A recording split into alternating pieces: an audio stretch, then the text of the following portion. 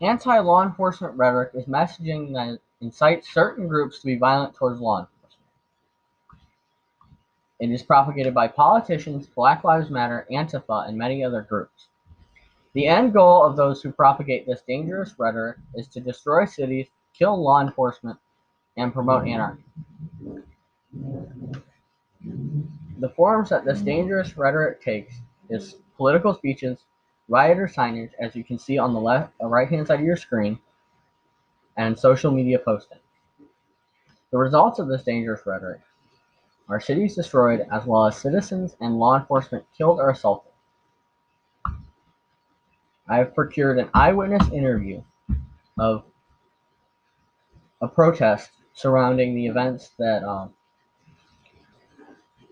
saw a Los Angeles sheriff's deputy shot. Describe for me what the protesters were chanting. What were they saying? Well, they were saying death to the police, kill the police, and these are sheriffs. But the message is still the same, and they were using all type of curse words and derogatory terms about the police. Just provoking our police officers. They're unacceptable behavior, because the hospital should be a sanctuary where we should leave hospitals alone. And certainly tensions are on high since the two deputies are inside. Did you see the deputies make swift action? I mean, you said the protesters tried to get inside the emergency room, correct? They did. Yes, they did. And the actions taken by security and also the deputies was very swift and prevented from a tragedy happening inside the emergency room.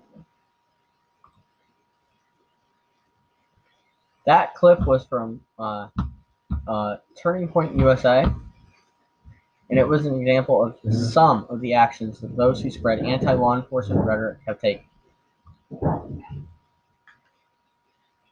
Anti-law enforcement rhetoric results in law enforcement funding being stripped away. This results in the decrease of officer training, as well as not giving officers the equipment to do their jobs effectively. It makes law enforcement less effective by creating distrust within communities. According to the Cato Institute, only 40% of African Americans trust law enforcement. This, therefore, makes crimes harder to investigate and criminals can run free.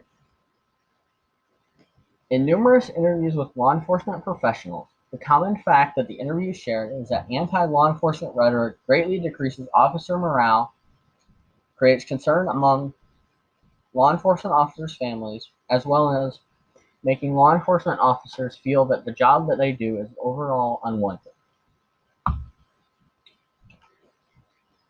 The results of this rhetoric is the damage, and in some cases, destruction of law enforcement property. An example of the destruction of police property is currently on your screen. According to the Nevada State Purchasing Agency, to purchase a vehicle similar to the vehicle that is on your screen, it would cost anywhere from $37,000 to $38,000 just to purchase the vehicle alone.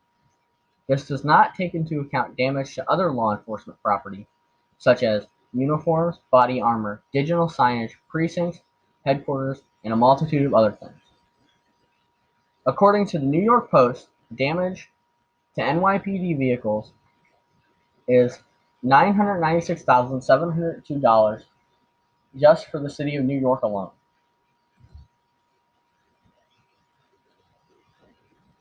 The aforementioned rhetoric makes law enforcement professionals' jobs and home lives more challenging.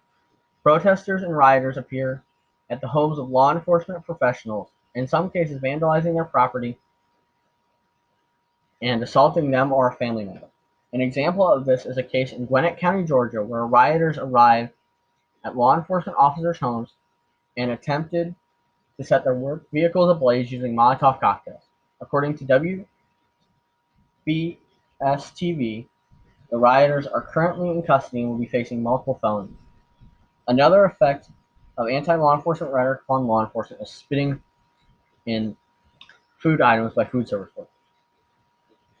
I would like to ask you a question. How would you feel if someone spit in your food and or damaged your property because of your career choice? How would you respond to this question? Please pause the video and write down your answer to this question.